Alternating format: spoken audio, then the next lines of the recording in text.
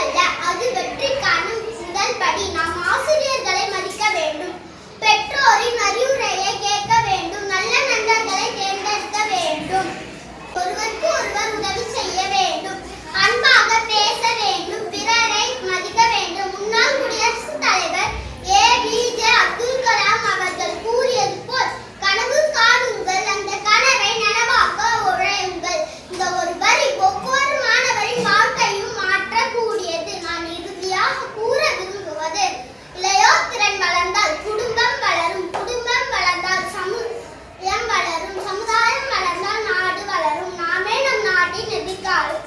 திறமைகளை வளர்த்து நம் குடும்பத்திற்கும் பள்ளிக்கும் பெருமை சேர்க்க வேண்டும். நன்றி, வணக்கம்.